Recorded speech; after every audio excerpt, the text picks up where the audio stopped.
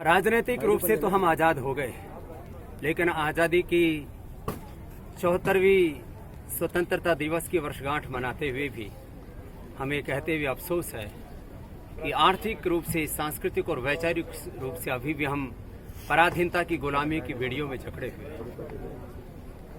लगभग 50 लाख करोड़ रुपए की अर्थव्यवस्था पर विदेशी कंपनियों का कब्जा है। आज स्वतंत्र भारत में भी 1835 में जो लॉर्ड मैकाले पाप करके गया, इंडियन एजुकेशन एक्ट बना करके उसने भारत की अध्यात्म पर आधारित शिक्षा व्यवस्था को ध्वस्त कर दिया था। वही ढांचागत रूप से शिक्षा व्यवस्था इस देश में अभी भी कायम है। हमें भारतीय शिक्षा व्यवस्था को पुनः कायम करना पड़ेगा। भारतीय शिक्षा बोर्ड के माध्यम से और जो नई शिक्षा नीति है उसके माध्यम से इस दिशा में हमें आगे बढ़ना होगा। भाषा की दृष्टि से भी आज गुलाम है।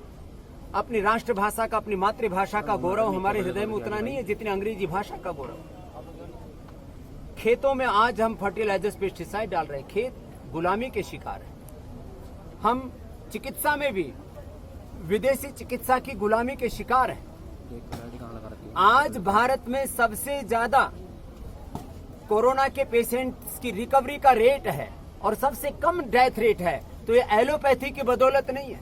इस देश के लोग प्राणायाम कर रहे हैं, योगाभ्यास कर रहे हैं, गिलोय तुलसी का काढ़ा पी रहे हैं, उसकी वजह से यह देश कोरोना की जंग में सबसे आगे है।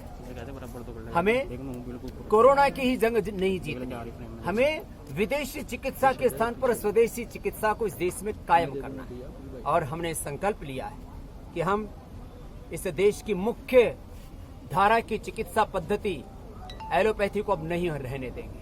हम योग, आयुर्वेद, प्राकृतिक चिकित्सा को इस देश की मुख्य धारा की चिकित्सा पद्धति के रूप में विकसित करेंगे। उसके लिए क्लिनिकल कंट्रोल ट्रायल से लेकर के इस देश के लोगों को जागरूक बनाने से लेकर के जन जन तक योग और आयुर्वेद का जन आंदोलन खड़ा करने से लेकर के प्रचंड पुरुषार्थ करेंगे।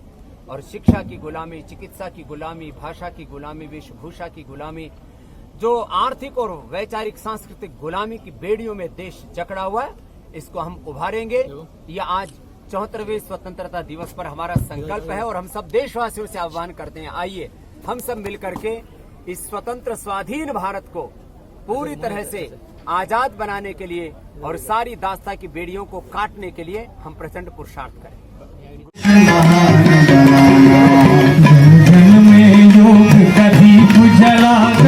राष्ट्र निरोग बनाना है, देश महान बनाना है, देश महान बनाना। जन जन में योग का दीप जलाकर राष्ट्र निरोग बनाना है, देश महान बनाना है, देश महान।